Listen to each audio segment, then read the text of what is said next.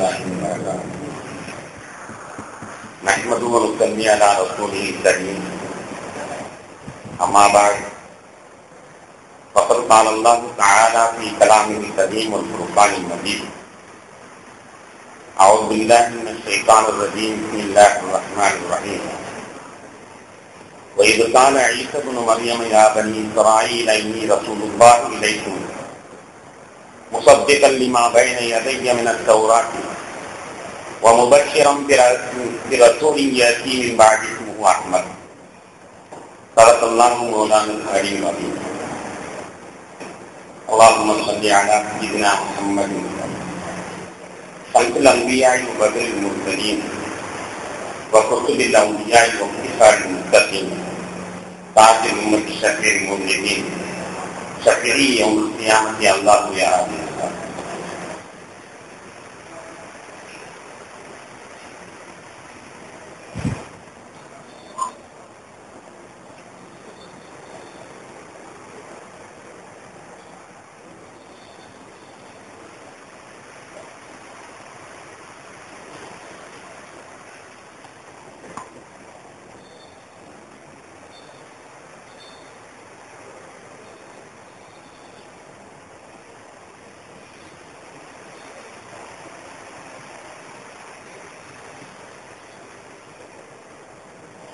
கணேசருக்கு மதிப்புக்கான பெரியவர்களே சகோதரர்களே, அல்லாஹ் என்பவர்களால் 3ஆம் நாள் தராவின் தொழுகையை நிறைவேற்றி அமர்ந்திருக்கிறோம். அல்லாஹ் தஆலா இந்த சிறப்பான நாட்டிலே தன்னுடைய எல்லா அடியார்களுக்கு வழங்குகின்ற அனைத்து நல்வாழ்வுகளையும் நம் அனைவருக்கும் தந்திருந்தானாக. சிறப்பான இருந்த இரவுகளில் நரக விடுதலை வழங்குகின்ற ரப்புல் ஆலமீன் அவ்வாறு விடுதலை வழங்கப்பட்டவர்களில் நம்முடைய பெயர்களையும் இணைத்தருள்வானாக. உலகையை அனுபவித்துக் கொண்டிருக்கின்ற கொடிய நோயாகிய பன்றி காய்ச்சலிலிருந்து உலக மக்கள் அனைவர்களையும் அல்லாஹ் காப்பாற்றியிருவானாக. அடியார்கள் அனைத்தும் பாவமையும் இல்லாமல் நீ அர்ஹமுர் ராஹிமீனான நீ அவர்களை கண்டித்து விடாத உப்பாயாக. கணேச நபிகள் நாயகம் ஸல்லல்லாஹு அலைஹி வஸல்லம் அவருடைய சரித்திரத்தை அவர்களை கொண்டு ஈமான் கொண்ட நாமும் நம்முடைய இளவல்களும் புரிந்து வைத்திருக்க வேண்டும் என்ற நோக்கில இந்த சரித்திர தொடர் நிகழ்ச்சி இங்கே பேசப்படுகிறது. அந்த தொடரில் இன்று பெருமானார் ஸல்லல்லாஹு அலைஹி வஸல்லம் அவர்கள் வருவதற்கான முன்னறிவிப்புகள் என்ற தலைப்பில சில செய்திகளை நாம் இங்கே பரிமாறிக்கொள்கிறோம். கணேசனுக்குரியவர்களே, ஒரு கவிஞர் சொல்வார், தோன்றி புகழுடன் தோன்றுக அக்கிலார் தோன்றலில் தோன்றாமை நன்று என்பதாக. அதாவது உலகத்தில் ஒரு மனிதன் பிறக்கும் பொழுதே புகழோடு பிறக்க வேண்டும். அப்படி இல்லையானால் அவன் பிறப்பதை விட பிறக்காமல் இருந்து விடலாம் என்று அந்த கவிஞர் சொல்லுவார். ஆனால் இந்த கவிஞர் யாரை எழுதி சொன்னாரோ நமக்கு தெரியாது. இந்த கவி கண்மணி நாயகம் ஸல்லல்லாஹு அலைஹி வஸல்லம் அவர்களை தவிர வேறு யாருக்கும் பொருத்தமாக இல்லை. ஏனென்றால் பிறக்கும் பொழுதே புகழோடு பிறக்க வேண்டும் என்று சொல்கிறார். உலகத்தில் சராசரியாக பிறக்கக்கூடிய நாமெல்லாம் பிறக்கும் போது புகழோடையா பிறந்தோம். சராசரி மனிதர்கள் புகழடைவது என்பது அவன் உலகத்திலிருந்து பிரிகின்ற பொழுதுதான். அவன் இந்த உலகத்திற்கு வந்ததற்கு பிறகு சாதனைகளை புரிகின்றான், செல்வங்களை சேர்க்கின்றான், பதவிகளை வகிக்கின்றான். பிரியும் பொழுதுதான் அவனுக்கு புகழ் கிடைக்கின்றது. பிறக்கும் பொழுதே யாரும் புகழோடு பிறப்பதில்லை. அதனால்தான் இறை நேசர்களை பற்றி பிரஸ்தாபிக்கின்ற பொழுது யார் சிறப்பான இறை நேசர் என்றால் அவருடைய ஜனாசாவிற்கு பெரும் கூட்டம் திரண்டிருக்குமானால் அவர் ஒரு சிறப்பான இறைநேசர், கபூல் செய்யப்பட்டவர் என்பது பொருளாகும். இறைநேசராக அவர் பிறக்கும் பொழுது இறைநேசராக பிறப்பதில்லை. எல்லோரும் தாய் வயிற்றில் 9 மாதம் 10 மாதம் இருந்ததை கொண்டுதான் அவர்களும் இருக்கின்றார்கள். அவர்களுக்கு இறைநேசம் எப்பொழுது கிடைத்து அவர்கள் புகழுக்குரியவராக மாறுகிறார்கள் என்றால் இந்த உலகத்திலிருந்து பிரிகின்ற வேலையில்தான். பிரிகின்ற வேலையிலே இறைநேசர்களுடைய வரலாற்றின் வார்த்தைகளே ஆனால் எவ்வளவு அதிகமான மக்கள் தொழுதார்கள், எவ்வளவு அதிகமான மக்கள் சொல்வார்கள் என்பதை வரலாற்றில் பார்க்கும் பொழுது அவர் இறைநேசர் என்பது அல்லாஹ்விடத்தில் ஒப்புக்கொள்ளப்பட்டவர் என்பதற்கு அது ஒரு சிறந்த சாட்சியாகும். எனவே இறக்கும் பொழுதுதான் மனிதன் புகழை அடைகிறான். அதனால்தான் நபிகள் நாயகம் ஸல்லல்லாஹு அலைஹி வஸல்லம் சொல்வார்கள், நம்முடைய ஜனாசாவில் குறைந்தபட்சம் ஒரு 3 சப்பாவது நிற்பதற்கு நாம் தகுந்த முறையிலே வாழ்க்கையை நடத்திக் கொள்ள வேண்டும். நம்முடைய ஜனாசாவில் ஒரு 3 சப்பாவது நிற்க வேண்டும். 3 சப்பு ஒரு மனிதனை பற்றி நற்சாட்சி கூறுவார்களே, ஆனால் அல்லாஹ் அதை ஏற்றுக்கொண்டு அவருடைய பிழைகளை பொறுத்து விடுகிறார் என நபிகள் நாயகம் ஸல்லல்லாஹு அலைஹி வஸல்லம் சொல்கிறார். கண்ணியத்திற்குரிய பெருமக்களே, அபாயத்தில் சித்தானி ரலியல்லாஹு தஆலா அன்ஹு அவர்கள் சொல்வார்கள், அல்லாஹ்வுடைய தர்பாரில் நிறைய அமல்கள் இருக்கிறதப்பா, நீ அதிகமான மனிதனை சம்பாதித்துக் கொள், அதிகமான மனிதனை சம்பாதித்துக் கொள் என்று சொல்வார்கள். அதிகமான மனிதனுடைய அன்பை நாம் சம்பாதித்துக் கொள்ள வேண்டும். இன்றைய உலகத்திலே மிக முக்கியமானது அதிகமான மக்களுடைய அன்பை நாம் சம்பாதித்துக் கொள்ள வேண்டும். அவர்கள் நாம் வாழும் காலத்திலே அவர்களிடத்தில் சென்று அவர்களுடைய செய்திகளுக்கு வீடுகளுக்கு நாம் சென்று அவர்களை பற்றி விசாரித்து பார்க்கும்போதெல்லாம் தெரிந்து அவர்களை பற்றி அவருடைய நல்லது துக்கங்களை கலந்து கொண்டு இப்படியே நிறைய மனிதர்களுடைய அன்பை நாம் சேகரித்து வைத்திருந்தோமே, ஆனால் நம்முடைய ஜனாதாவிற்கு அவர்கள் வருவார்கள், உண்மையிலேயே நாம் பாக்கியம் பெற்றவர்களாக அமைந்து விடுவோம். மனிதனின் உத்துப்படுதல் என்பது அவனுடைய இறப்பின் பொழுதுதான். நான் கூட இந்த நேரத்தில் சொல்லிக் கொள்வேன், அல்லாஹ் என்னுடைய ஆயுளை நீட்டி தர வேண்டும். நான் மூத்தாகிவிட்டேன் என்றால் நீங்கள் எல்லாம் வருவீர்கள் என்ற ஆசை எனக்கு இருக்கிறது. ஏனென்றால் உங்களுடைய மனதையெல்லாம் நான் தொட்டு இருக்கிறேன், நான் உங்களோடு சம்பந்தப்பட்டிருக்கிறேன் என்ற ஆவல் இருக்கிற காரணத்தினால் என் ஜனாதாவிற்கு நீங்கள் வருவீர்கள் என்ற ஆசை இருக்கிறது. இப்படித்தான் ஒவ்வொரு மனிதனும் என்னுடைய ஜனாதாவிற்கு இத்தனை பேர்கள் வருவார்கள் என்று நம்ப வேண்டும். அந்த அளவிற்கு மனிதர்களோடு தொடர்பு கொள்ள வேண்டிய கடப்பாடு உள்ளவர்களாக இருக்கிறார்கள். பெருமானார் ஸல்லல்லாஹு அலைஹி வஸல்லம் சொன்ன செய்தி நமக்கெல்லாம் தெரியும். ஒரு மனிதனுடைய ஜனாதாவை பின்னால் வருபவர்கள் பொருத்திக் கொண்டவர்களாக பேசுவார்களே, ஆனால் அவருடைய சாட்சி அல்லாஹ்விடத்தில் ஏற்றுக்கொள்ளப்படுகிறது. ஜனாதாவிற்கு பின்னால் வருபவர்கள் அவரை பற்றி அவதூறாக பேசிக் கொண்டு செல்வார்களே, ஆனால் அந்த சாட்சி ஏற்றுக்கொள்ளப்பட்டு அவன் நரகத்திற்கு செல்கிறான் என்ற செய்தி பலமுறை நாம் கேள்விப்பட்ட செய்தியாகும். எனவே ஒரு மனிதன் முக்தி அடைதல் என்பதும் புகழ் பெறுதல் என்பதும் அவன் இறக்கின்ற பொழுதுதான், பிறக்கின்ற பொழுது அல்ல. நம்முடைய இன்றைய காலகட்டத்தில் எந்த குழந்தையாவது புகழோடு பிறக்கிறதா என்று எண்ணி பாருங்கள், நிச்சயமாக இல்லை. நாம் இருவர், நமக்கு ஒருவர், நாமே இருவர், நமக்கு ஏன் ஒருவர், நாமே குழந்தை, நமக்கு ஏன் குழந்தை என்று சொல்கிற நேரத்தில் எந்த குழந்தையாவது புகழோடு பிறக்கிறதா என்று பார்த்தால் ஒரு குழந்தையும் புகழோடு பிறக்கவில்லை. சராசரி மனிதர்கள் பிறக்கவில்லை என்பது மட்டுமல்ல, நபிமார்களே கூட புகழோடு பிறக்கவில்லை என்பது வரலாறு சொல்கிறது. நபிமார்களில் கண்மணி நாயகம் ஸல்லல்லாஹு அலைஹி வஸல்லம் அவர்களை விடுத்து மற்ற நபிமார்கள் புகழோடு பிறக்கவில்லை என்பதாக வரலாறு சொல்லிக் கொண்டிருக்கிறது. சரிங்களா? மூசா அலைஹிஸ்ஸலாத்தை பற்றி நமக்கு தெரியும். மூசா அலைஹிஸ்ஸலாத்து வஸ்ஸலாம் அவர்கள் பிறக்கும் பொழுது புகழோடு பிறந்தார்களா? இல்லை. அவர்கள் பிறக்கிற நேரத்தில் அந்த நாட்டு மன்னர் ஒரு கனவு காணுகிறார். அந்த கனவிலே தாழ்ந்த குலத்தில் இருந்து கிளம்பிய ஒரு நெருப்பு உயர் குலத்தோரை எல்லாம் சுத்தரிப்பதாக அந்த கனவு. விளக்கம் கேட்டான். மக்கள் சொன்னார்கள், தாழ்ந்த குலத்தில் பிறந்த ஒரு குல குழந்தினார் உன்னுடைய ஆட்சிக்கு நாசம் என்று விளக்கம் சொன்னார்கள். அப்படியானால் தாழ்ந்த குலத்தில் இந்த குழந்தை நான் பிறக்க வரமாட்டேன் என்று தாழ்ந்த குலத்தில் பிறந்த ஆண் குழந்தைகள் எல்லாம் அறுத்து பலித்துக் கொண்டிருக்கிறார். கிட்டத்தட்ட 10,000க்கும் மேற்பட்ட குழந்தைகள் அறுக்கப்பட்டு விட்டது. அந்த நேரத்தில் மூசா அலைஹிஸ்ஸலாத்து வஸ்ஸலாம் அவர்கள் இந்த உலகத்திற்கு வருகைப்படுகிறார்கள். மூசா அலைஹிஸ்ஸலாத்தை மக்கள் எதிர்பார்த்தார்களா? அந்த குழந்தை ஏன்தான் வந்து நம்முடைய குலத்தில் பிறக்கிறதோ, எல்லா தாய்மார்களுடைய பிள்ளைகளும் சாகிறது, அந்த குழந்தை ஏன்தான் வந்து நம்ம குலத்தில் பிறக்கிறதோ, எல்லா தாய்மாருடைய குழந்தையும் சாகிறது என்று எல்லோரும் நிந்தித்துக் கொண்டிருக்கின்ற வேலைதான் செய்தா மூசா அலைஹிஸ்ஸலாம் அவர்கள் பிறந்ததா குர்ஆன் சொல்கிறது. மூசா அலைஹிஸ்ஸலாத்து வஸ்ஸலாம் அவர்கள் புகழோடு பிறக்க இல்லை. நபி ஈசா அலைஹிஸ்ஸலாத்தை எடுத்துக்கொண்டால் அவர்களோட புகழோடு பிறந்தார்கள் என்றால் அவருடைய தாயே திட்டுகிறார்கள், அவருடைய தாயே திட்டுகிறார்கள், எனக்கு இப்படி ஒரு நிலைமை வேணுமா? நான் ஒரு ஆம்பளை கூட தொட்டதில்லை, ஆனா என்னுடைய வயிற்று ஒரு குழந்தை, அந்த குழந்தை பிறந்தா இனி அவுசே என்றல்லவா உலகம் சொல்லும், கேவடியா என்றல்லவா உலகம் சொல்லும். இந்த குழந்தை ஏன் வயிற்றிலிருந்து பிறக்கிறது? எனக்கு இப்படி ஒரு நிலைமை வேணுமா?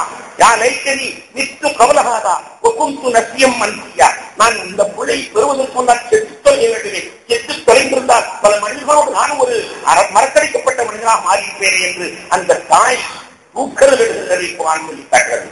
ஈசா அலைஹிஸ்ஸலாம் அவர்கள் பிறக்கின்ற பொழுது பொருளோடு பிறந்தார்கள். இல்லை அன்பான பெருமக்களே, இப்ராஹிம் அலைஹிஸ்ஸலாத்துடைய காலமும் அப்படித்தான். அந்த காலத்திலும் ஒரு மன்னன் கனவு கண்டான். எனவே குழந்தைகள் எல்லாம் கொல்லப்பட்டிருக்கின்ற காலத்தில் தான் இப்ராஹிம் அலைஹிஸ்ஸலாம் பிறந்தார்கள். இப்ராஹிம் அலைஹிஸ்ஸலாத்துடைய தாயார் குழந்தையை பெற்று காற்றிலே கொண்டு போட்டு விட்டு தலைமறைவாக ஆகிவிட்டார். மக்களிடத்தில் இருந்தால் கொன்று விடுவார்கள், அரசனுடைய ஆணை கொண்டுவிடும் என்பதற்காக இப்ராஹிம் அலைஹிஸ்ஸலாத்தை காற்றிலே பெற்று போட்டு விட்டார். அந்த குழந்தை காற்றில் தான் வளர்ந்தது. கிட்டத்தட்ட 8 வயது வரை மனிதர்கள் நடமாகிற பகுதிக்கு இப்ராஹிம் அலைஹிஸ்ஸலாம் வரவே வரலாறு அப்படித்தான் சொல்லிக் கொண்டிருக்கிறார். கண்ணியத்திற்குரியவர்களை நான் எதற்கு சொல்கிறேன் என்றால், உலகத்தில் எந்த மனிதனும் புகழோடு பிறக்கவில்லை, நபிமார்களும் புகழோடு பிறக்கவில்லை, இறைநேசர்களும் புகழோடு பிறக்கவில்லை, சாமானியமான நாமும் புகழோடு பிறக்கவில்லை. பிறந்தால் புகழோடு பெற, இல்லையானால் பிறக்க வேண்டாம் என்று அந்த கவியை யாரை பார்த்து சொன்னார்? அந்த கேள்வியை நீங்கள் கேட்டு பாருங்கள். தோன்றி புகழுடன் தோன்றுக, அக்கிலா தோன்றாமை என்று சொன்னாரே, அவர் யாரை நினைத்து சொன்னார்? எங்கள் கண்மணி நாயகம் ஸல்லல்லாஹு அலைஹி வஸல்லம் அவர்களை மனதில் வைத்துத்தான் அவர் சொல்லி இருக்க வேண்டும். அந்த கவி அதுதான் பொருத்தம். ஏனென்றால் பிறப்பதற்கு முன்னாலேயே புகழோடு தான் அவர்கள் பிறந்தார். ஈசா அலைஹிஸ்ஸலாத்து வஸ்ஸலாம் அவர்கள் சொன்ன செய்தியை நான் வாசித்த வசனத்தின் வாயிலாக அல்லாஹ் தஆலா நமக்கு அறிய தருகிறான். இது காலல்லாஹு யா ஈசா. ஈசா அலைஹிஸ்ஸலாத்து வஸ்ஸலாம் அவருடைய அந்த வசனத்தை திருக்குர்ஆன் நமக்கு சொல்லி காட்டுகிறது. இது கால ஈசா இப்னு மரியம். ஈசா இப்னு மரியம் கூறினார், யா பனி இஸ்ராயீல், ஓ இஸ்ராயீலுடைய சந்ததியர்களே, இன்னி ரசூலுல்லாஹி இலைக்கும், நான் உங்களிடத்தில் அல்லாஹ்வுடைய தூதராக வந்திருக்கிறேன். முஸத்திகல் லிமா பைன யதைய மினத் தௌராத், எனக்கு முன்னால் உள்ள தௌராத்தை உண்மைப்படுத்தும் நிலையில் நான் வந்திருக்கிறேன். முபஷ்ஷிரம் பி ரசூலின் யஸீ மின் பஅதி, எனக்கு பிறகு வர இருக்கின்ற ஒரு ரசூலை பற்றி நற்செய்தி சொல்ல நான் வந்திருக்கிறேன். இஸ்முஹு அஹ்மத், அவர் பேர் அஹ்மத். அஹ்மத் என்று ஒரு ரசூல் பின்னால் வர இருக்கிறார். அவரை பற்றி நற்செய்தி சொல்லத்தான் நான் வந்திருக்கிறேன், முன்னால் உள்ள வேதத்தை உண்மைப்படுத்தத்தான் வந்திருக்கிறேன் என்று தான் வந்த நோக்கத்தை ஈசா அலைஹிஸ்ஸலாம் அவர் சொல்லும் பொழுது நற்செய்தி சொல்வதற்காக வேண்டியதான் இனி அல்லாஹ் அனுப்பியிருக்கிறார். ஒரு நபியை நற்செய்தி சொல்வதற்காக அல்லாஹ் அனுப்பியிருக்கிறார். எந்த நற்செய்தி? கண்மணி நாயகம் ஸல்லல்லாஹு அலைஹி வஸல்லம் அவர்கள் வர இருக்கிறார்கள் என்பதை பற்றி நற்செய்தி சொல்வதற்காக வேண்டியே ஒரு நபியை அல்லாஹ் தஆலா அனுப்பி வைத்திருக்கிறார் என்றால், எப்படி திருமணம் நடைபெற போகிறது என்பதற்காக வீட்டில் உள்ள ஒருவரை கூப்பிட்டு பத்திரிகை கொடுத்து எல்லா வீட்டுக்கும் சொல்லிவார்கள் என்று நாம் அனுப்புவோமோ, அதுபோன்று முகம்மது வர இருக்கிறார் என்பதற்காக வேண்டி ஒரு நபியை அல்லாஹ் அனுப்பி, இந்த நபி வர இருக்கிறார், இந்த நபி வர இருக்கிறார், எல்லோருக்கும் சொல்லிவார்கள் என்று ஈசா அலைஹிஸ்ஸலாத்தை அனுப்பியதாக அந்த வசனம் சொல்லி காட்டுகிறது. அதைத்தான் நீங்கள் கிறிஸ்தவ பெருமக்களுடைய நோக்கங்களை எல்லாம் பார்க்கலாம். நற்செய்தி பெருவிழா, நற்செய்தி பெருவிழா வேர் மட்டும் தங்கிவிட்டது. ஆனால் என்ன நற்செய்தி சொல்ல ஈசா அலைஹிஸ்ஸலாம் வந்தார்கள் என்பதை அவர்கள் மறைத்து விட்டார். ஆனால் பேர் மட்டும் இருக்கிறது. முபஷ்ஷிரம் பி ரசூலின், நற்செய்தி சொல்லத்தான் ஈசா அலைஹிஸ்ஸலாம் வந்தார்கள் என்பதை அவர்கள் ஒத்துக் கொள்கிறார்கள். நற்செய்தி பெருவிழா, நற்செய்தி பெருவிழா. நபிகள் நாயகம் ஸல்லல்லாஹு அலைஹி வஸல்லம் வருவதற்கு முன்னாலேயே அந்த புகழுக்குரிய குழந்தை வர இருக்கிறது என்று நற்செய்தி சொல்வதற்காக அல்லாஹ் ஒரு ரசூலை அனுப்பியிருக்கிறார் என்றால், பெருமானார் ஸல்லல்லாஹு அலைஹி வஸல்லம் முன்னறிவை பற்றி நாம் எப்படி தெரியாமல் இருக்க முடியும்? கண்ணியத்திற்குரிய பெருமக்களே, பெருமானார் ஸல்லல்லாஹு அலைஹி வஸல்லம் அவர்கள் உலகத்தில் வாழ்ந்து மறைந்து சென்ற பிறகு அவர்களுக்கு ஏழு சக்தி என்று சிலர்கள் கூப்பிடுகிறார்கள். வாழ்ந்து மறைந்து சென்ற பிறகு அவர்களுக்கு ஏழு சக்தி என்று சிலர்கள் கூப்பிடுகிறார்கள். ஆனால் குர்ஆனிலே 289 வசனத்திலே சொல்கிறான் அல்லாஹ், பெருமானார் வருவதற்கு முன்னாலேயே அவர்கள் பேரை சொல்லி கேட்டால் வெற்றி கிடைத்தது. இதை அந்த மக்கள் உணர்ந்திருந்தார்கள். பிறப்பதற்கு முன்னாலேயே, கருவாகுவதற்கு முன்னாலேயே, உருவாகுவதற்கு முன்னாலேயே அந்த நபியினுடைய புறத்தால் எங்களுக்கு வெற்றியை தா இறைவா என்று கேட்டால் வெற்றி கிடைத்தது. வருவதற்கு முன்னாலேயே வெற்றி கிடைத்தது என்றால், வந்து அவர் உருவானதற்கு பிறகு வெற்றி கிடைக்காது என்று எங்கனம் சொல்ல முடியும் என்பதை குர்ஆன் சொல்கிறது. வமின் கபுலு, வமின் கபுலு, இந்த நபி வருவதற்கு முன்னால் யஸ்தஃபிஹூன அலல்லதீன கஃபரு, காஃபிரானவர்களுக்கு எதிர்ப்பாக அந்த நபியை சொல்லி வெற்றி கேட்பார்கள். இது அவர்கள் செய்கிற செயலை அல்லாஹ் வெளிப்படுத்துகிறான். அவர்கள் எப்படி சொல்வார்கள்? விரிவுரையாளர்கள் சொல்வார்கள், அல்லாஹும் மன்சூர்னா பின் நபியில் மபூசி ஃபீ ஆகிர் ஸமான், கடைசி காலத்தில் அனுப்பப்படுகின்ற நபியின் மூலமாக இறைவா எங்களுக்கு வெற்றியை தருவாயாக. கடைசி காலத்தில் அனுப்பப்படுகின்ற நபியின் மூலமாக எங்களுக்கு நீ உதவி செய்வாயாக. அல்லது நஜிது நியாயத்தொகுதி தௌராத், அவர் வரப்போகிற செய்தி தௌராத்திலே நாங்கள் பெற்றிருக்கிறோமே, அந்த நபியை கொண்டு எங்களுக்கு வெற்றியை தருவாயா என்று எல்லா மக்களும் துஆ செய்திருக்கிறார்கள். வெற்றியும் கிடைத்திருக்கிறார்கள். இன்னும் அவர்கள் மற்ற எதிரிகளை பார்த்து சொல்வார்கள்,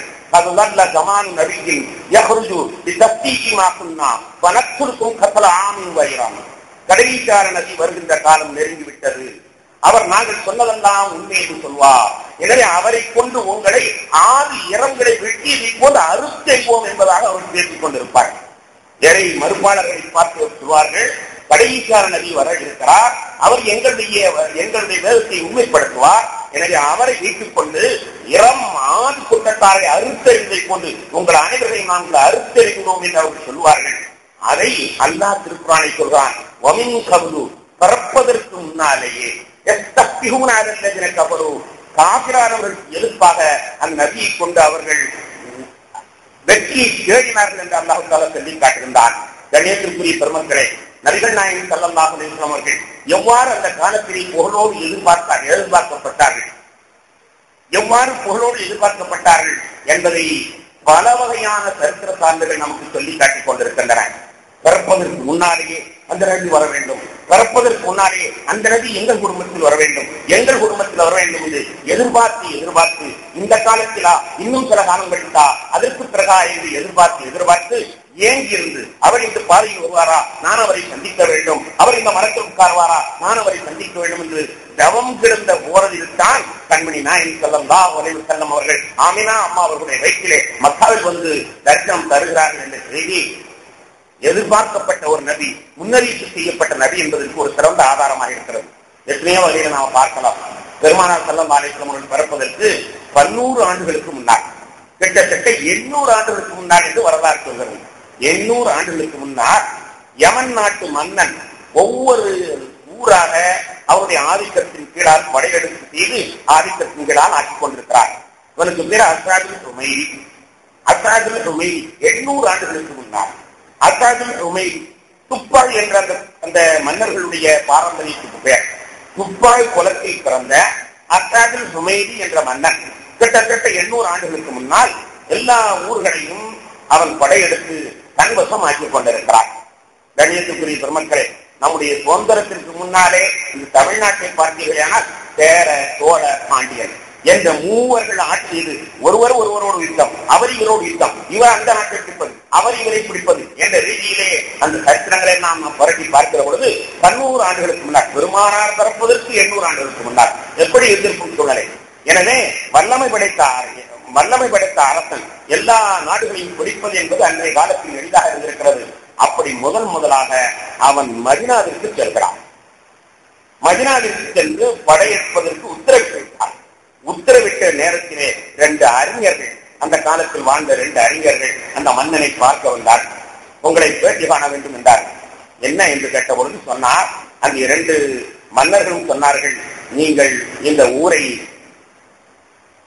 ஊரின் மீது போர் தொடுக்க வேண்டாம், இந்த ஊரின் மீது போர் தொடுக்க வேண்டாம். ஏனென்றால் இந்த ஊர்தான் கடைசி கால நபி வாழக்கூடிய ஊராக இருக்கிறது, கடைசி கால நபி வாழக்கூடிய ஊராக இருக்கிறது.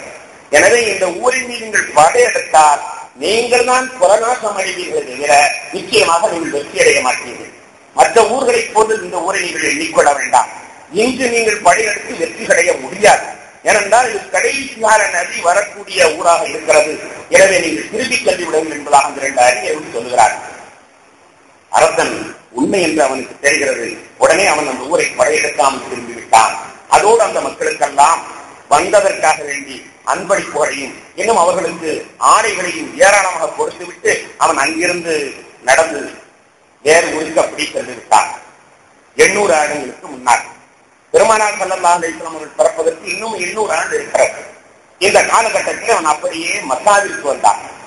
மக்காவை படையெடுப்பதற்காக வேண்டிய ஆரம்பித்த பொழுது அங்கு வந்து 2 அறிஞர்கள் சொன்னார்கள், இந்த ஊரின் மீது நீ படை கொடுக்காது, இந்த ஊரின் மீது நீ படையெடுத்தால் நிச்சயமாக நீ அழிந்து போய்விடுவாய்.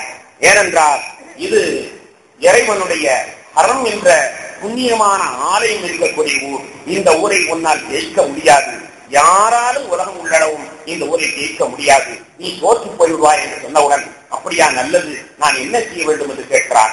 அந்த ஊருக்கு செல், அங்கே உள்ள ஆலயத்திலே நீனும் தவாஃபை சுத்தி வா, நீனும் அவர்களோடு மொட்டை அடித்துக்கள், அந்த ஊரிலே நீ உன்னுடைய பணியை காட்டு, உன்னுடைய எளிமையை காட்டு, நிச்சயமாக நீ வெற்றி வருவாய் என்று சொல்கிறார். உடனே அந்த அரசனும் அப்படியே நல்லது என்று வந்து காபாவுடைய வளாகத்தில் படுத்திருக்கிறான்.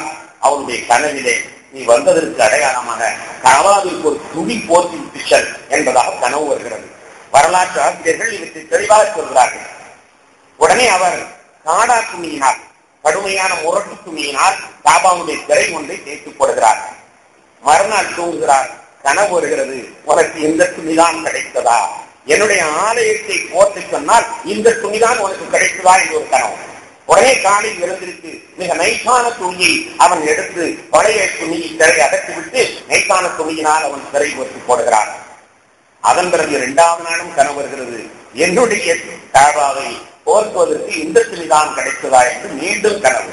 உடனே அவன் அறிந்து போய் மறுநாள் உயர்தரமான பட்டு, உலகத்திலேயே அன்றைய காலகட்டத்தில் கிடைத்த உயர்தரமான பட்டு துணியினால் காபாவிற்கு போர்வை போற்றி 3வது நாள் பரவாயில்லை, நீ போர்த்தியதை நான் புரிஞ்சிக் கொண்டே என்று கனவு வந்ததாக வரலாற்று ஆசிரியர் குறிப்பிடுகிறார்கள். கண்ணியத்திற்குரிய பெருமக்களே, பின்னொரு காலத்திலே நபிகள் நாயகம் ஸல்லல்லாஹு அலைஹி வஸல்லம் அவர்களிடத்தில் இந்த செய்தி சொல்லப்பட்ட பொழுது பெருமானார் ஸல்லல்லாஹு அலைஹி வஸல்லம் அவர்கள் சொல்வார்கள், லா தசுப்பு துப்பாள், துப்பாள் என்ற இந்த அறிஞரை நீங்கள் ஏற்காதீர்கள், ஏனென்றால் இஸ்லாமாகிவிட்டார் என்று சொல்கிறார். இஸ்லாமாகிவிட்டான். பெருமானார் பிறப்பதற்கு 800 வருடத்திற்கு முன்னாலேயே அஷ்ஹது அல்லா இலாஹ இல்லல்லாஹ் வ அஷ்ஹது அன்ன முஹம்மது ரசூலுல்லாஹ் சொல்லி முஹம்மது ஸல்லல்லாஹு அலைஹி வஸல்லம் கூட ஈமான் கொண்டிருக்கான். பிறப்பதற்கு 800 வருடங்களுக்கு முன்னாலே அவன் இஸ்லாமாகிவிட்டான். கண்மை நாயகம் ஸல்லல்லாஹு அலைஹி வஸல்லம் லா தசுப்பு துப்பாள், துப்பாளை கிட்டாதீர்கள், ஃபைன்னஹு கத் கான அஸ்லம, அவன் இஸ்லாமாகிவிட்டான்.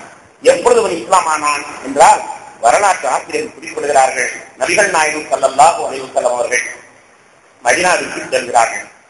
மதீனாவிற்கு சென்ற பொழுது நேற்று கூட நான் குறிப்பிட்டேன், ஒவ்வொருவரும் எங்கள் வீட்டில் தங்க வேண்டும், எங்கள் வீட்டில் தங்க வேண்டும் என்று கேட்டுக்கொண்டிருக்கிறார்கள். உதாரணமாக நான் இங்கே சென்னைக்கு வந்தேன் என்றால் என்னுடன் ஹஜ்ஜிக்கு வந்த சகாக்கள் எல்லாம் எங்கள் வீட்டுக்கு ஒரு நாள் வர வேண்டும், எங்கள் வீட்டுக்கு ஒரு நாள் வர வேண்டும் என்று கேட்டுக்கொண்டே இருப்பார்.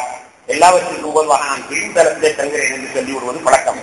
தராசில் ஒரு மனிதனுக்கு இப்படியானால் கண்மணி நாயகம் ஸல்லல்லாஹு அலைஹி வஸல்லம் வந்தார், அவர்கள் வந்து அந்த கால் வைத்தாலேயே பரக்கத்து பொழிந்து விடுமே. அப்படிப்பட்ட எதிர்பார்ப்பு உள்ள காலத்திலே ஒவ்வொருவரும் தங்கள் வீட்டில் தான் தங்க வேண்டும் என்று எதிர்பார்ப்பார்களா, எதிர்பார்க்க மாட்டார்களா?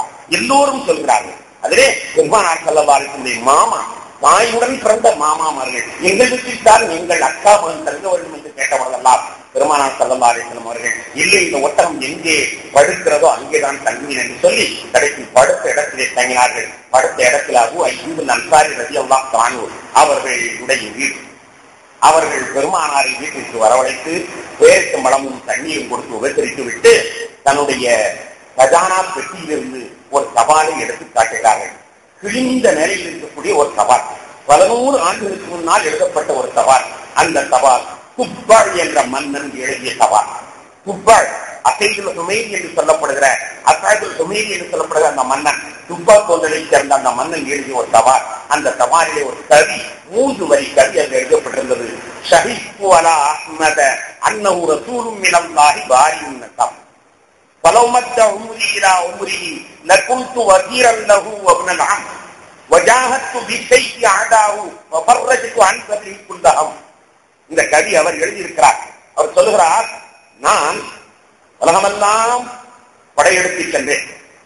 கடைசி இந்த மதீனா மக்கா 2 ஊரையும் படையெடுக்க கூடாது என்று மக்கள் சொன்னார்கள். எனவே நான் படையெடுக்கவில்லை. கடைசியில் என்னுடைய கடைசி காலத்திலே நான் இந்த மதீனாவிலே வந்து தங்க வேண்டும் என்று மதீனாவிலே வந்து என்னுடைய அரசாட்சி எல்லாம் தொடர்ந்து விட்டு அதிகாரத்தை எல்லாம் என்னுடைய மக்களிடத்தில் விட்டுவிட்டு நான் மதீனாவில் வந்து சாதாரண குடிமகனாக தங்கினேன். ஏன் தங்கினேன் தெரியுமா? அந்த முகம்மது வருகின்ற ஊர், முகம்மதை சந்திக்க வேண்டும் என்று நான் தங்கினேன். ஆனால் என் ஆய்வு வரை இந்த முகம்மது இந்த ஊருக்கு இன்னும் வரவே இல்லை. எப்படி வருவார்கள்? இன்னும் 800 வருஷம் இருக்கிறார்.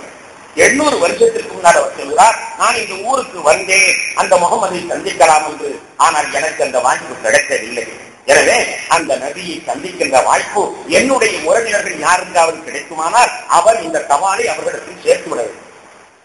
800 வருடங்களுக்கு முன்னால் அவர் எழுதிய வார்த்தை, ஷஹீது, நான் சாட்சி சொல்கிறேன், அலா அஹ்மத் முஹம்மதின் மீது அன்னஹு ரசூலும் மினல்லாஹ், அவர் அல்லாஹ்வுடைய தூதர் என்று சாட்சி சொல்கிறேன். பெருமானார் அவதரிக்கவே இல்லை. 800 வருஷத்திற்கு முன்னால அஷ்ஹது அன்ன முஹம்மதன் அப்துல்லாஹி வ ரசூலுஹு, அன்ன அஹ்மதன் அப்துல்லாஹி வ ரசூலுஹு என்று சொன்னார். சொன்ன செய்தியை பெருமானார் சொல்கிறார்கள், நீங்கள் அஸ்ஸாஜில் ஹுமைரியை விட்டார்கள், அவர் இஸ்லாமாகிவிட்டார். கண்மணி நாயகம் ஸல்லல்லாஹு அலைஹி வஸல்லம் பிறப்பதற்கு 800 வருடங்களுக்கு முன்னாலேயே ஒரு ஆத்மா பெருமானாரை பற்றி ஈமான் கொண்டது என்ற வரலாற்றை அவர் எழுதி தபால் நிரூபிக்கிறது.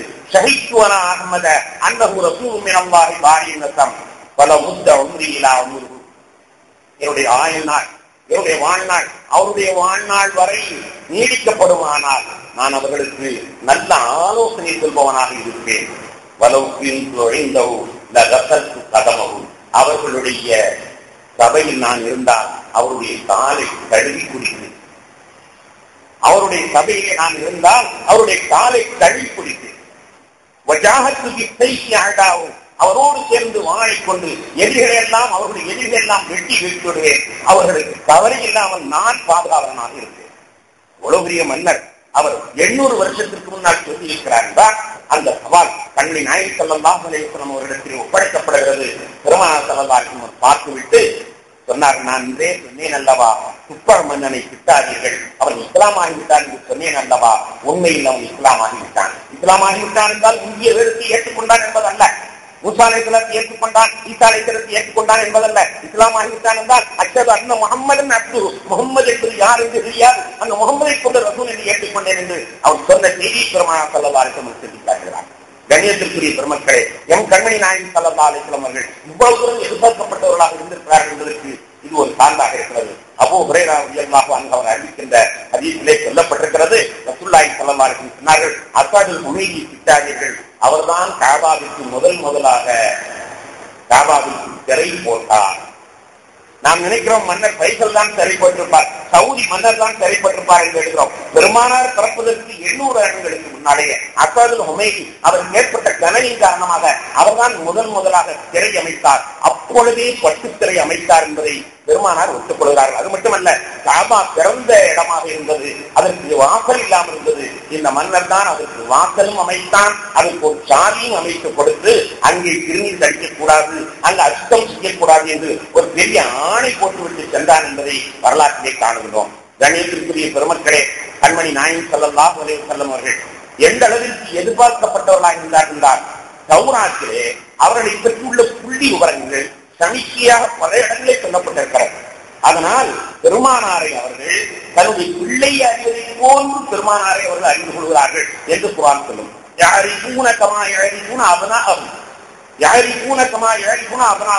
தன் மகனை அடையாளம் கொள்வதில் யாருக்காவது சந்தேகம் இருக்குமா? தன் பிள்ளையை அடையாளம் கொள்வதில் யாருக்காவது சந்தேகம் இருக்குமா? அது போன்று ரசூலுல்லாஹி அவர்கள் அடையாளம் கண்டு கொண்டார்கள், மகனை போன்று அடையாளம் கண்டு கொண்டார்கள் என்று அல்லாஹ் குர்ஆனில் சொல்வார். தௌராத்திலே அவ்வளவு புள்ளிவரமான வர்ணனைகள் பெருமானாரை பற்றி இருக்கின்றது. கண்ணியத்திற்குரிய பெருமக்களே, ஆரம்பத்தில் நான் சொன்னதை போன்று வருவதற்கு முன்னாலேயே வர இருக்கிறார் என்று தெரிந்து கொண்டு, அவர் ஒரு கடைசியான நபி என்பதை தெரிந்து கொண்டு அவர்கள் தாயை நகர்த்தி இருக்கிறார்கள், அல்லாஹ்விடத்தில் துஆ செய்திருக்கிறார்கள். யாரெல்லாம் அந்த நபியின் மூலமாக வெற்றி தாய் என்று சொல்கிறார்கள் என்றால் அந்த நபி வர இருக்கிறார் என்பதை எவ்வளவு உறுதியாக நம்பி இருக்கிறார் என்பதற்கு ஒரு சிறந்த ஆண்டாக இருக்கிறது. கணேசத்திற்குரியவர்களே, இரண்டாவதாக இந்த அஸ்ஹாபுல் ஹுமைரி அவர் சொல்லிய அந்த சாட்சி சவாலும் பெருமானார் வருவதற்கான ஒரு சிறந்த நற்சாட்சியாக அமைந்திருக்கிறது. பெருமானாருடைய வருகையின் காலத்திலே எத்தனையோ புள்ளி உரங்கள் நமக்கு காண கிடைக்கின்றன. கண்மணி நாயகம் ஸல்லல்லாஹு அலைஹி வஸல்லம் அவர்கள் ஹலிமா அம்மையார் அவர்களிடத்திலே வாழ்ந்து கொண்டிருக்கின்ற பொழுது, ஹலிமா அம்மையாரிடத்திலே பால் குடிப்பதற்காக சென்று அந்த கிராமத்திலே வாழ்ந்து கொண்டிருக்கின்ற பொழுது ஹலிமா அம்மையார் குழந்தையை தூக்கிக் கொண்டு தூக்க உகால் என்று சொல்லப்படுகிற ஹஜ் நேரத்திலே கூடுகின்ற அந்த சந்தைக்கு அவர்கள் வருவார்கள். சந்தைக்கு வருகிற பொழுது இவர்கள் தன்னுடைய பிள்ளை கண்பற்ற பிள்ளையாகவே ரசூலுல்லாஹை சொல்வார்கள், தாங்கற்ற பிள்ளையாகவே சொல்வார்கள்.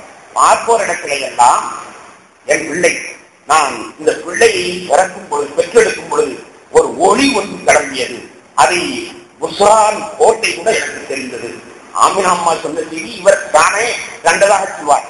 நான் இந்த பிள்ளையை பெற்றெடுக்கிற பொழுது ஒரு வலி கூட எனக்கு ஏற்பட்டதில்லை. இந்த பிள்ளையை பெற்றெடுக்கிற பொழுது பெண்களுக்கு வருகின்ற விளக்கு, மாத விளக்கு, அந்த ரத்தம் கூட வரவே இல்லை. இந்த பிள்ளையை பெற்றெடுக்கும் பொழுது ஒரு ஒளி ஒன்று கிளம்பியது, புஸ்ரா கோட்டையெல்லாம் எனக்கு தெரிந்தது என்பதாக சொல்வார். சொன்ன உடனே அந்த யூதர்கள் கேட்பார்கள், இந்த குழந்தை எத்தீமா? அடுத்த கேள்வி கேட்பார்கள், இந்த குழந்தை எத்தீமா என்று கேட்பார்கள்.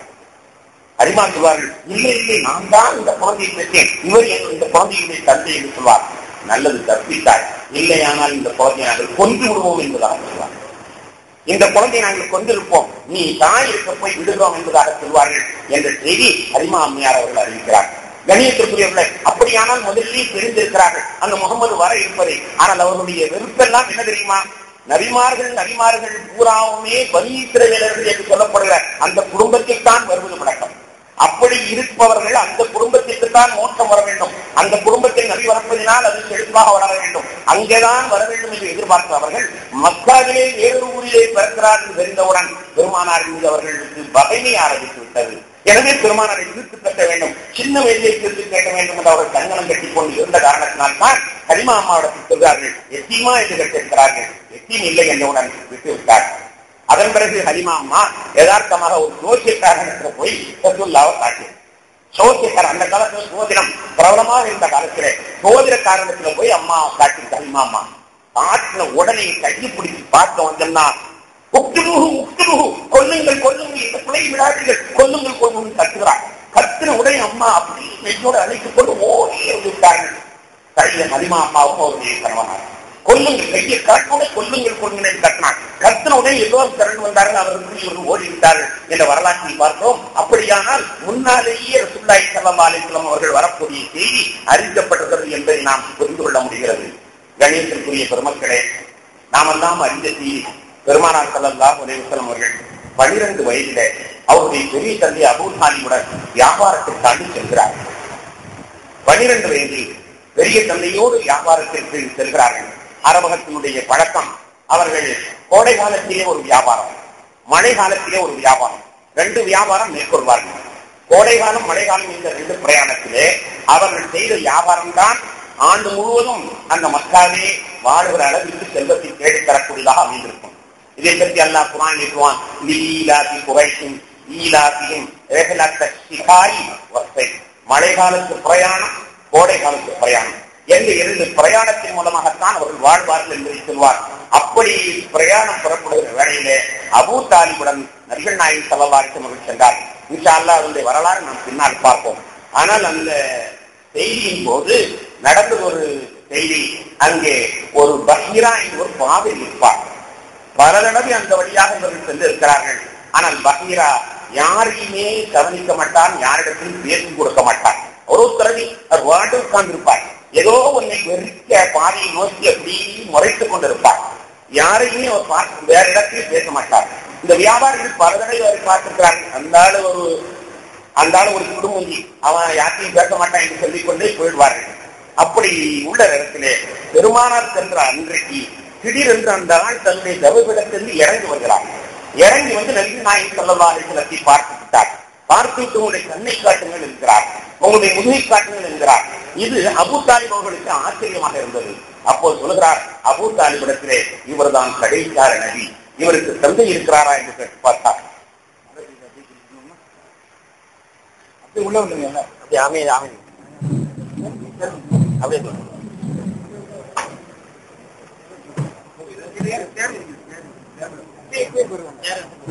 மக்கள் பின்னாடி கொஞ்சம் பொறுத்துவாங்க.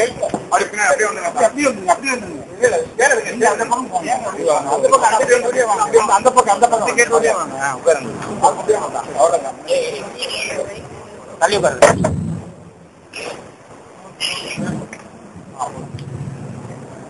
அப்படியே உள்ள போங்க.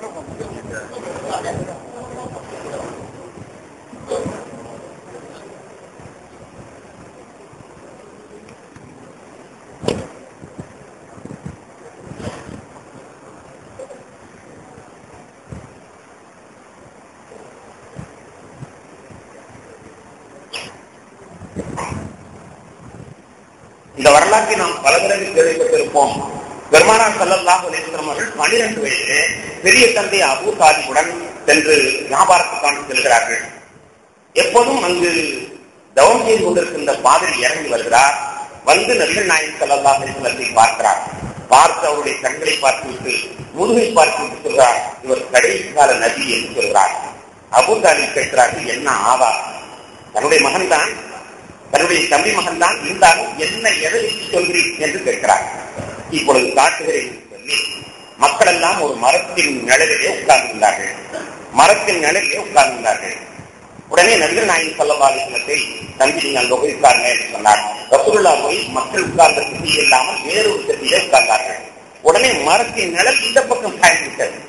மரத்தின் நிழல் இந்த பக்கம் சாய்கிறது. மேகம் கொடை பிடிப்பது என்பது பெருமானாருக்கு ஏற்கனவே உள்ள அறிக்கையில் தான். ஆனால் மேகம் கொடை பிடிப்பதை கூட மனிதர்கள் நம்ப மாட்டார்கள். இவருக்கு தான் கொடை பிடிக்கிறா, அது மழை பொழிவுக்கான வந்திருக்கும் என்பதாக எண்ணுவார்கள். ஆனால் மரத்தினுடைய நிழல் எந்த திசையில் அடிக்கும்? சூரியன் எங்கே இருக்கிறதோ அதற்கு எதிர் திசையில் அடிக்கும். என்னதான் தலைகள் இருந்தாலும் அந்த நிழலை நாம பறக்க முடியாது. என்னதான் சக்தி பெற்றவனாக இருந்தாலும் மரத்துடைய நிழலை நம்மால் பறக்க முடியுமா? சூரியன் கிழக்கை இருந்தால் மேற்கே இருக்கும் நிழல், மேற்கே இருந்தால் கிழக்கே இருக்கும் நிழல். இதுதான் யதார்த்தம். ஆனால் இந்த மாதிரி வேண்டும் என்றே பெருமானாரை வேறு உட்கார செல்கிறார். அப்படியே நிழல் இந்த பக்கம் சாய்கிறது. நான் நபியை சொன்னேன் உண்மையா என்று சொன்னவுடன் அபூ தாலிப் ஒத்துக்கொண்டு சொன்னார்கள், நீங்கள் போக வேண்டாம், தொடர்ந்து சிரியாவுக்கு போக வேண்டாம். ரோமானியர்கள் கண்டால் இந்த குழந்தையை கொண்டு விடுவார்கள். ஏன் சொல்கிறேன் தெரியுமா? 2-3 நாட்களுக்கு முன்னால் ரோமானிய வீரர்கள் 7 பேர்கள் இங்கே வந்தார்கள். இந்த இடத்திற்கு வந்தார்கள். ஏன் வந்தீர்கள்? வாரங்களை விசாரித்து ஏன் வந்தீர்கள் என்று கேட்டோம். அப்போது அவர்கள் சொன்னார்கள், கடைசியாக நபி இந்த இடத்திற்கு வருவார் என்று எங்களுக்கு தெரிந்தது, அதுவும் 2-3 நாட்களில் வருவார் என்று தெரிந்தது. எனவே அவரை வெட்டுவதற்காக சொல்கிறார். அவர் சொல்கிறார்,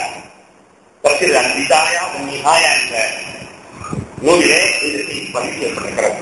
2-3 நாட்களுக்கு முன்னால் 7 நபர்கள் ரோமானிய பேரரசிலிருந்து வந்திருந்தார்கள். வந்தவர்கள் கடைசிக்கார நபி இந்த இடத்திற்கு 2-3 நாளைக்குள்ள வருவார் என்று எங்களுக்கு தெரிந்தது, எனவே அவரை கொல்ல வந்திருக்கிறோம் என்று சொன்னார்கள். எனக்கு புரிந்து விட்டது. நான் இந்த இடத்திலே பல வருஷமா உட்கார்ந்துருக்கேன். ஏன் அந்த கடைசிக்கார நபி இங்க நான் வருவார் என்று தெரிந்திருந்த காரணத்தினால் இங்கே எதிர்பார்த்துக் கொண்டே இருக்கிறேன். எப்பொழுது வருவார் பல வருடங்களாக எதிர்பார்த்துக் கொண்டிருக்கிறேன். ஆனால் என்னை விட அவர்கள் அறிவியல் புத்திசாலிகள் 2-3 நாளில் வருவார்கள் என்று கழித்து விட்டு அவர்கள் வந்துவிட்டார். உடனே அவர்களுக்கு நான் சொன்னேன், இறைவன் அவரை காப்பாற்ற நாடியிருந்தால் உங்களால் அவரை கொல்ல முடியுமா? நான் கேட்டேன் அவர்களுக்கு, இறைவன் அவரை காப்பாற்ற நாடியிருந்தால், வாழ வைக்க நாடியிருந்தால், அவரால் ஒரு பெரிய சமூக மாற்றத்தை ஏற்படுத்த இறைவன் நாடியிருந்தால் உங்களால் சொல்ல முடியுமா என்று கேட்டேன். அவர்கள் பதில் சொல்ல முடியும். எனவே திரும்பி சொல்லுங்கள், உங்களால் அவரை ஒன்றும் செய்ய முடியாது என்று நான் அனுப்பி வைத்து விட்டேன். 2-3 நாட்களுக்கு முன்னால் அனுப்பி வைத்து விட்டேன். எனவே இப்பொழுது கண்டார்கள் தான் சொல்லிடுவார்கள், தயவுசெய்து நீங்கள் போக வேண்டாம் என்பதாக, பெருமானார் செல்ல வேண்டாம் என்பதாக தடுத்துவிட்டு அபூ தாலிப் அவர்களையும் இன்னும் ரசூலுல்லாஹி ஸல்லல்லாஹு அலைஹி வஸல்லம் திரும்பவும் அந்த இடத்திலேயே சாமான் நிறுத்திவிட்டு மக்காவுக்கு செல்லுமாறு அவர் வற்புறுத்தினார் என்ற செய்தியை நாம் பார்க்கிற பொழுது எவ்வளவு துல்லியமாக சொல்லப்பட்டிருக்கிறது. இந்த நேரத்திற்கு இந்த நபி இங்கே வருவார். இன்னும் பிறந்தாரா இல்லையா என்று தெரியவில்லை, ஆனால் பிறப்பதற்கு முன்னாலேயே இந்த நேரத்தில் இங்கே வருவார், 2-3 நாட்களுக்குள் வருவார் என்று கணித்திருக்கிறார்களே. ஆனால் எவ்வளவு துல்லியமாக பெருமானார் ஸல்லல்லாஹு அலைஹி வஸல்லம் அவர்கள் வரக்கூடிய அந்த செய்தி முன்னாலே எழுதப்பட்டிருக்கிறது என்பதை பார்க்கிற பொழுது மிகப்பெரிய ஆச்சரியமாக இருக்கிறது. சஹீஹ் புகாரிலே ஒரு வரலாறு ஆரம்ப ஹதீஸிலே இருக்கும். நீங்கள் அதனுடைய மொழிபெயர்ப்பு எடுத்து பார்க்கலாம். கூட நான் சொன்னேன், ஹெர்குல் என்ற மன்னன், அந்த ஹெர்குல் என்ற மன்னனுக்கு நபிகள் நாயகம் ஸல்லல்லாஹு அலைஹி வஸல்லம் சவால் இருக்கிறார்கள். ஹிஜ்ரி 6 எழுதிய சவால் 6 அரசர்கள் அவர்களுக்கும் எழுதினார்கள். அந்த ஹெர்குல் மன்னன் அந்த சவாலை வருகிறார்.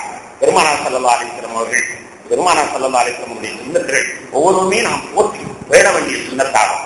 சாதாரணமாக நாம் ஒரு தலைவன் என்று சொன்னால் நம்ம கட்சியில் உள்ளவன் இல்லைன்னா அவனை நம்ம மதிக்க மாட்டோம். நம்ம கட்சியில் உள்ளவன் இல்லைன்னா அவனை மதிக்க மாட்டோம். அவங்க அடக்கமானு சொல்லுவோம். நம்ம கட்சிக்காரனா இருந்தா அதுக்கு பங்கா எல்லாம் செய்வோம். அவரையே ஒரு பெரிய சாமி வாங்கி கொண்டு போய் போட்டுவோம். நம்ம கட்சிக்காரன் இல்லைன்னா மதிக்க மாட்டோம். ஆனால் பெருமானார் ஸல்லல்லாஹு அலைஹி வஸல்லம் அவர்கள் அந்த ரோமானிய பேரரசுக்கு சவால் இருக்கிறார்கள். சவாலுடைய பிரதிநிதிகள் இந்த எல்லா புத்தகங்களிலேயும் அது அச்சடிக்கப்பட்டிருக்கிறது. மகத்துவமிக்க மாண்புமிக்க ரோமானிய பேரரசருக்கு அப்துல்லாவுடைய மகன் முகமது மகிழ்ப்புமிக்க மகத்துவமிக்க நாகரிகத்தை எப்படி பெருமானார் ஸல்லல்லாஹு அலைஹி வஸல்லம் கற்றுத் தருகிறார். பேரரசருக்கு கண்ணிமிக்க மதிப்புமிக்க பேரரசருக்கு எழுதிய சவால் என்று நபிகள் நாயகம் ஸல்லல்லாஹு அலைஹி வஸல்லம் எழுதுகிறார். அந்நியனாக இருந்தாலும், இஸ்லாத்திற்கு புறம்பானவனாக இருந்தாலும் அவர் இஸ்லாத்தை ஏற்றுக்கொள்ளவில்லை என்பதுதான் புகாரி இஸ்லாமிய கடைசி சொல்லக்கூடிய செய்தி. இருந்தாலும் நபிகள் நாயகம் ஸல்லல்லாஹு அலைஹி வஸல்லம் மதிப்பை விட்டுக் கொடுக்காமல் இருந்தார். அதைத்தான் ரசூலுல்லாஹி ஸல்லல்லாஹு அலைஹி வஸல்லம் சொல்வார்கள், இதா ஜாஅ கரீமுல் கௌமி ஒரு சமுதாயத்தில் தலைவர் என்று மதிக்கப்பட்டவன் உங்களிடத்தில் வந்தால் நீங்கள் அவனுக்கு கொடுக்க வேண்டிய கண்ணியத்தை கொடுங்கள். பெருமானார் ஸல்லல்லாஹு அலைஹி வஸல்லம் நமக்கு சொல்லித் தரக்கூடிய சிறந்த பண்பாடு. ஒரு சமுதாயத்தில் தலைவனாக மதிக்கப்படுறான், அவன் நமக்கு வேண்டாதவனாக இருக்கலாம், ஆனால் அவன் இங்கு வந்தால் நாம் அவனுக்கு எழுந்திருக்கு சகல மரியாதையும் நாம் செய்ய வேண்டும். கண்மணி நாயகம் ஸல்லல்லாஹு அலைஹி வஸல்லம் அந்த மரபை அவர்கள் பின்பற்றி அவனுக்கு கண்ணியமான ஒரு வார்த்தையை சவால் எழுதியிருந்தார்கள். அந்த வார்த்தையை பெற்ற உடனே அவன் என்ன செய்தான் தெரியுமா? புகாரிலே வருகிறது, தன்னுடைய கூட்டாளி ஈவியா என்ற இடத்தில் உள்ள கூட்டாளிக்கு சவால் எழுதினான். கடைசியார நபி வருவதாக நான் இந்த நட்சத்திரத்தை வைத்து கணித்து விட்டேன், இது உண்மையா? உன்னுடைய கணிப்பில் என்ன சொல்கிறது என்று சவால் எழுதுகிறார். கடைசியார நபி வரக்கூடிய காரணம் என்பதை நான் நட்சத்திரத்தை வைத்து கணித்து விட்டேன், உன்னுடைய ஆராய்ச்சி என்ன சொல்கிறது என்பதாக ஈவியாவில் உள்ள தன்னுடைய நண்பனுக்கு எழுதுகிறார். அந்த நண்பனும் கடைசியார நபி வந்து விட்டார் என்றுதான் தோன்றுகிறது என்று ஆய்வின் மூலமாக அவர்கள் பேசிக் கொண்டார்கள். எந்த தகவல் தொடர்பும் இல்லாத அந்த காலத்திலே நட்சத்திரத்தை வைத்து பெருமானார் வந்து விட்டார் என்பதை புரிந்து கொண்டார். அவள் வந்த உடனேயே அப்படியானால் அந்த நபி எங்கே வந்திருக்கிறார் என்று கேட்கிற பொழுது மக்காவில் வந்திருக்கிறார் என்று தெரிகிறது. மக்காவாசிகளை பிடித்து இவர் சோதனை செய்ய சொல்கிறார். அவங்க கத்னா பண்ணி இருக்கிறார்களா? மக்காவாசிகளை பிடித்து சோதனை செய்ய சொல்கிறார். அந்த மன்னர் கத்னா பண்ணியிருக்கிறாங்களா? கத்னா பண்ணியிருக்கிறாங்க. அப்ப நான் அந்த கத்னா பண்ற இடத்துலதான் அந்த நபி வந்திருக்கணும், எனவே மக்காவுக்கு வந்து சரிதான், சவால் வந்து உண்மைதான் என்பதா ஒத்துக்கொள்கிறார் என்ற வரலாற்றை புகாரி ஷரீஃபிலே பதிவு செய்திருக்கிறார். கத்னா பண்ற இடத்துலதான் அந்த நபி வரணும், அந்த நபி கத்னா பண்ணியவராக வருவார், கத்னா பண்ற ஊர்ல தான் அவர் வருவார், எனவே கத்னா பண்ற ஊர் எது என்றால் மக்கா, எனவே மக்காவுக்கு தான் அவர் வந்திருக்கிறார், அவர் எழுதிய சவால் உண்மைதான் என்று அந்த சவாலை எடுத்துக்கொண்டு அவன் கண்ணியமாக மதித்தான். மதித்தவுடன் மக்களுடைய அவசர சபையை கூட்டினான், மிக நெருக்கமான அவசர சபையை கூட்டினான். அவசரத்தை கூப்பிட்டு கடைசியால நபி வந்து விட்டார். அந்த காலம் இதுதான், தௌராத்தில் சொல்லப்பட்ட காலம் இதுதான் என்பதை நான் கணித்து விட்டேன். என்னுடைய நண்பரும் ஈவியார் என்று எழுதி கேட்ட பொழுது அவரும் இந்த காலத்தில் வந்து விட்டார் என்றுதான் சொல்கிறார்கள். அதே நேரத்தில் இந்த சவாலை கொண்டு வந்தவர் அது எந்த ஊர் என்று பார்க்கிற பொழுது மக்கா மதினாவாக தெரிகிறது. மக்காவினர் கத்னாட்டி இருக்கிறார்கள். கடைசியார நபி கத்னா செய்யப்பட்டவராக பிறப்பார் என்று தெரிந்திருக்கிறது.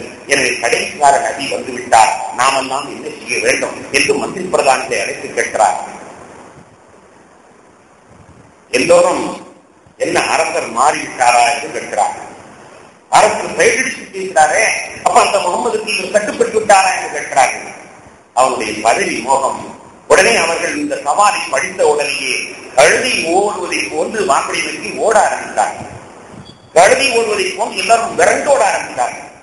உடனே இவர் மன்னர் பார்த்தார், தன்னுடைய பதவி பறிவிடுமோ என்று கருதி எல்லாரும் திரும்ப கூப்பிட்டு, நீங்கள்லாம் உங்க மார்க்கத்திலே ஸ்ட்ராங்கா இருக்கிறீங்களான்னு சோதிக்கிறதுக்கான தான் நான் இதை கேட்டேன் அப்படின்னு அப்படி பற்றி நபிகள் நாயகம் ஸல்லல்லாஹு அலைஹி வஸல்லம் மன்னன் கடைசியில் அவன் ஈமான் கொள்ளவே இல்லை ஸல்லல்லாஹு அலைஹி வஸல்லம். 100 வருடங்களுக்கு முன்னால் நீதியை பற்றி இன்னும் அஸ்லாம இஸ்லாம் அளித்தார்கள் ஸல்லல்லாஹு அலைஹி வஸல்லம் சொன்னார்கள். உண்மையிலே அவன் இஸ்லாம் அளித்தான், ஆனால் மன்னன் இஸ்லாமாக்கவில்லை. இங்கே நாம் எதை சொல்கிறோம் என்றால், முதலிலேயே செல்லியமாக நாட்டுக்குட்பட மதிக்கப்பட்டிருக்கிறது, கணிக்கப்பட்டிருக்கிறது. நமக்கெல்லாம் தெரியும், நபிகள் நாயகம் ஸல்லல்லாஹு அலைஹி வஸல்லம் 25,000 வயதிலே கதீஜா அம்மையார் அவர்களுடைய செல்வத்தை எடுத்துக்கொண்டு அவர்கள் வியாபாரம் செய்வதற்காக புறப்பட்டார்கள். முன்னால் அபூ தாலிபுடன் 12வது வயதில் சென்றார்கள். அதற்கு 25,000 வயதிலே அவர்களாக வியாபாரம் செய்வதற்காக சென்றார்கள். கூட ஒரு அடிமையும் அழைத்துக் கொண்டு சென்றார்கள். அந்த நேரத்தில் ஒரு மரத்திலே போய் உட்கார்ந்தார்கள். யதார்த்தமாக ஒரு மரத்திலே உட்கார்ந்தார்கள். உடனே அந்த மரத்தையே வெறித்து நோக்கி கொண்டிருந்த நுஸ்தூர் என்ற பாதிரி எழுந்திருக்கு ஓடோடி வருகிறார்.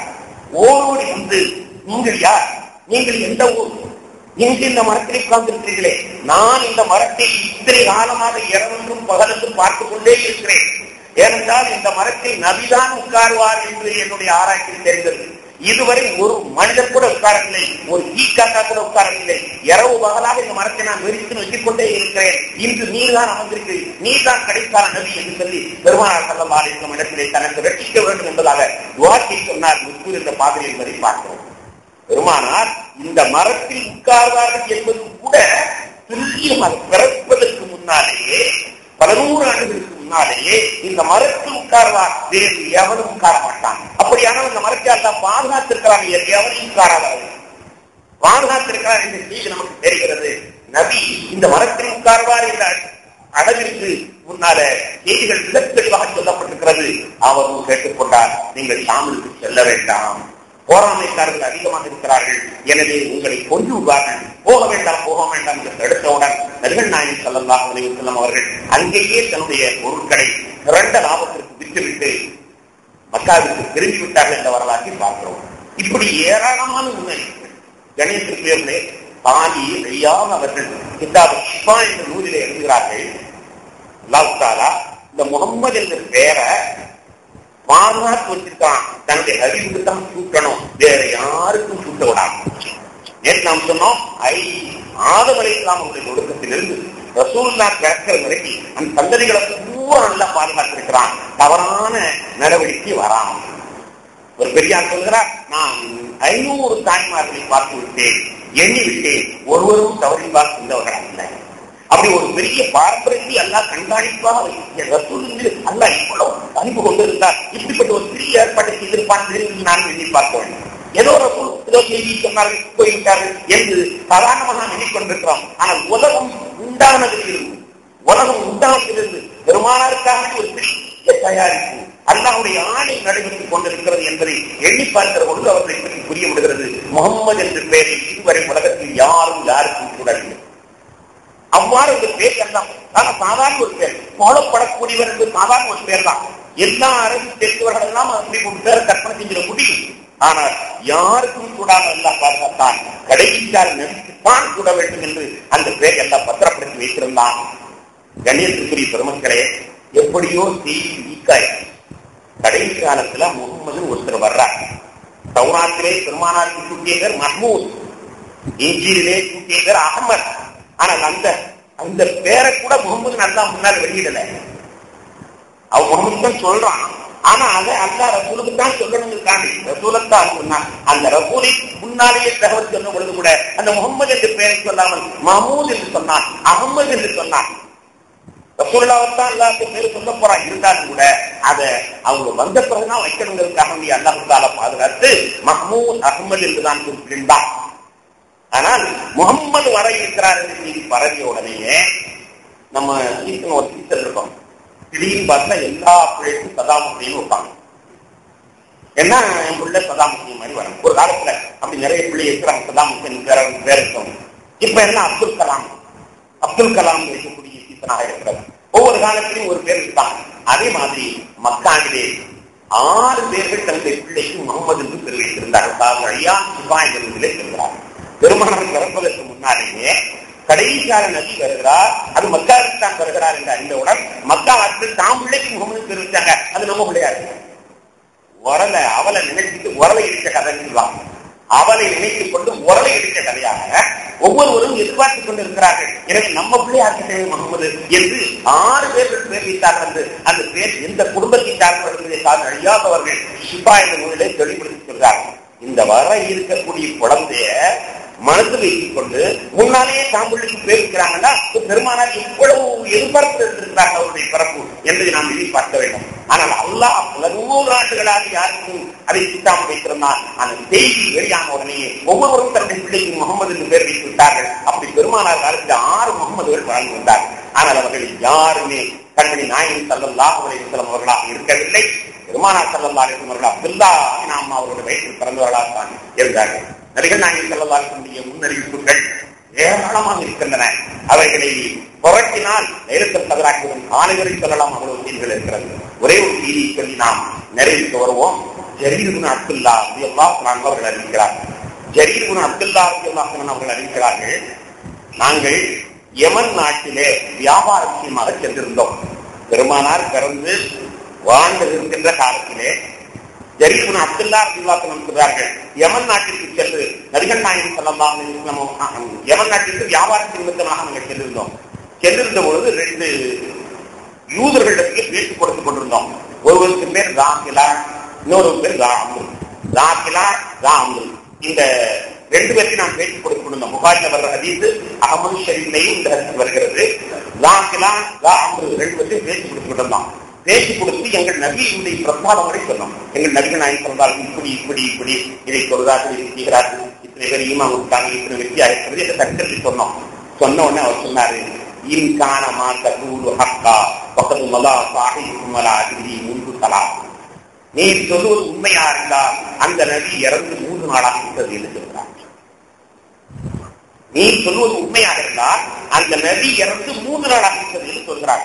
எங்களுக்கு அதிர்ச்சி, ரசூலுல்லாஹ் இறந்து விட்டார்களா, இருக்கவே இருக்காது என்று நாங்கள் நினைத்துக் கொண்டு அவரிடத்தில் பேசிக் கொண்டிருக்கிறோம். இன்கான மாத்த கூடு ஹக்கா, நீங்கள் சொன்ன செய்தி உண்மையாக இருந்தால் அந்த நபி இறந்து 3 நாட்களாக. எனக்கு அதிர்ச்சியா இருந்து தெரியுமா, எப்படி சாதிக்கிறார், அதிர்ச்சியா இருந்து கடைசியில் மதினாவிலிருந்து தகவலை அறிவித்து பல முயற்சிகள் மேற்கொண்டோம். கடைசியில் 2-3 நாட்களுக்கு பிறகுதான் மதினாவில் ஒரு வியாபார கூட்டம் வந்தது. அவரிடத்தில் கேட்டால் ஆமாம், திங்கட்கிழமை நபிகள் நாயகம் ஸல்லல்லாஹு அலைஹி வஸல்லம் வஃபாத்தாகிவிட்டார்கள். எப்படி தெரிந்தது அந்த மனிதனுக்கு? இறந்து 3 நாளாக இருக்கிறது என்ற செய்தி தகவல் சொல்வதில்லை. அந்த காலத்திலே அந்த அமிர்தம் எப்படி தெரிந்தது என்றால் அது உட்பட தௌராத்திலே பதிவு செய்யப்பட்டிருக்கிறது. எப்பொழுது பிறப்பார்கள் என்பது மட்டுமல்ல, உலகத்திற்கு எப்பொழுது பிரிவார்கள் என்பது கூட பதிக்கப்பட்டிருக்கிறது. எனவே அதை வைத்து அந்த தேவையை வைத்துக் கொண்டு சொல்கிறார், உங்கள் நபி இறந்து 3 நாளாகிவிட்டது. புகாரிலே இந்த ஹதீஸ் பதிவு செய்யப்பட்டிருக்கிறது. அப்படியானால் பெருமானார் ஸல்லல்லாஹு அலைஹி வஸல்லம் அவர்களுக்காக நல்ல ஒரு பெரிய பிளான் பண்ணியிருப்பான் போது தெரியும். ஸல்லல்லாஹு அலைஹி வஸல்லம் அவர்கள் சொல்வார்கள், ஸல்லல்லாஹு அலைஹி வஸல்லம் அவர்கள் எனக்கு உதாரணம் என்ன தெரியுமா? ஒரு மனுஷன் ஒரு வீடு கட்ட ஆரம்பித்தான். வீடு கட்டி ஆரம்பிச்சு எல்லாத்தையும் சிறப்பா செய்து முடித்தான். கடைசியில வீடு கட்டுவதற்கு கிரகப்பிரவேசம் விருந்து ஒண்ணு வச்சான். கிரகப்பிரவேசம் புது மனை புகுது விழா நம்ம ஊர்ல பழக்கம் என்னன்னா, பூராக்கி முடிச்சு போட மாட்டான், 1-2 வேலை குறைவா இருக்கும். ஏன்னா தள்ளிட்டு வந்துடக்கூடாது என்னவோ வேலையை முடிச்சு நாம் போட மாட்டோம். ஒரு கொஞ்சம் வாசல்ல கொஞ்சம் ஒரு இடத்துல பூசாம இருக்கும், அல்லது குளோரின் போடாம இருக்கும், அந்த நேரத்துல விருந்து வச்சிருவோம். அது பழக்கம். அது போன்றே பெருமானார் சொல்கிறார்கள், ஒரு வீடு ஒன்றை கட்டினா எல்லோருக்கும் விருந்து வைத்தான். விருந்து வைக்கும் பொழுது ஒரே ஒரு செங்கல் மட்டும் இன்னும் வைக்கப்படாமல் இருந்தது. வந்தவர்கள் எல்லாம் சொன்னார்கள், இந்த ஒரு செங்கலை வச்சா நல்லா இருந்திருக்குமே, இந்த செங்கலை வச்சா நல்லா இருந்திருக்குமே சொல்வார்கள். அந்த செங்கல் நான் தான் என நபிகள் நாயகம் ஸல்லல்லாஹு அலைஹி வஸல்லம் சொல்வார்கள். அந்த செங்கல் நான் தான் என்று சொல்வார்கள். அப்படியான பொருள் அல்லாஹ் இந்த உலகத்தை பிரமாதமாக ஜோடித்தார். ஆனால் அந்த கடைசி நபி வருவதற்காக வேண்டித்தான் எல்லா அளவையும் ஜோடித்துக் கொண்டு இருந்திருக்கிறார். மிகப்பெரிய மாஸ்டர் தான். ஆதம் அலைஹிஸ்ஸலாம் கொடுத்து ரசூலுல்லாஹி காலம் வரை முகம்மது என்ற குழந்தைக்கு பேர் வைக்காமல், அந்த சந்ததிகளுக்கு யாருமே விபச்சாரத்தின்பால் செல்லாமல், அந்த சந்ததிகளை யாருமே அல்லாஹ் அல்லாதவர்கள் செய்யாமல், அந்த அநாகரிக காலத்திலையும் அல்லாஹ் பாதுகாத்து அவர்கள் வரக்கூடிய செய்தியை நேரத்தை, உட்கார் மரத்தை, வரக்கூடிய இடத்தை, எல்லா தகவல்களையும் முன்னால் சொல்கிறார் என்றால் அந்த நபி ஒரு சாதாரண நபியாக இருந்திருக்க முடியும் என்பதை நீங்கள் எண்ணி பார்க்க வேண்டும். கண்ணியத்திற்குரிய பெருமக்களே, நபிகள் நாயகம் ஸல்லல்லாஹு அலைஹி வஸல்லம் அவர்களை பற்றித்தான் அந்த கவிஞர் சொன்னாரோ இது நமக்கு என்ன சொல்கிறது? தோன்றில் புகழ்கள் தோன்றுக, பிறந்தால் புகழோடு பிறக்கும் போதே புகழோடு பிறக்க வேண்டும். வேறு யாரை சொல்ல முடியும்? கண்மணி நாயகம் ஸல்லல்லாஹு அலைஹி வஸல்லம் அவர்களை தான் சொல்ல முடியும். கண்மணி நாயகம் ஸல்லல்லாஹு அலைஹி வஸல்லம் அவர்கள் புகழோடு பிறந்தார்கள், புகழோடு வாழ்ந்தார்கள், புகழோடு உலகத்திலிருந்து விரிந்து சென்றிருக்கிறார்கள். இன்னும் அவர்கள் அவருடைய புகழ் இன்னும் உலகம் உள்ளடவும் புகழுக்குரியதாக அமைந்திருக்கிறது. அற்புதமான கண்மணி நாயகம் ஸல்லல்லாஹு அலைஹி வஸல்லம் அவர்களை நம்முடைய நபியாக பெற்றதற்கு நாம் கொடுத்து வைத்தவர்கள் என்று எண்ணி பார்த்து பெருமானார் ஸல்லல்லாஹு அலைஹி வஸல்லம் வரலாற்று சிந்தனையை நாம் அறிய வாய்ப்பு கிடைத்த நமக்கு அல்லாஹ்வுடைய அன்பும் அருமை நாயகம் ஸல்லல்லாஹு அலைஹி வஸல்லம் ஷஃபாஅத்தும் என்றென்றும் கிடைத்திருக்குமாக பிரார்த்தனை செய்து நிறைவு செய்து கொள்கிறேன். வாஹிருதவானா அல்ஹம்துலில்லாஹி ரப்பில் ஆலமீன். பிஸ்மில்லாஹிர் ரஹ்மானிர் ரஹீம். அல்ஹம்துலில்லாஹி ரப்பில் ஆலமீன். அல்லாஹும்ம ஸல்லி அலா சய்யிதினா மௌலானா முஹம்மதின் வ அலா சய்யிதினா மௌலானா முஹம்மதின் பாரிக் வ ஸல்லிம் அலைஹி. ரப்பனா தகப்பல் மின்னா இன்னக அன்தஸ் ஸமீஉல் அலீம் وتب علينا انك انت التواب الرحيم. صلى الله تعالى وسلم على سيد خلقه سيدنا مولانا محمد وعلى اله وصحبه اجمعين. صلى الله على محمد صلى الله عليه وسلم صلى الله على محمد صلى الله عليه وسلم.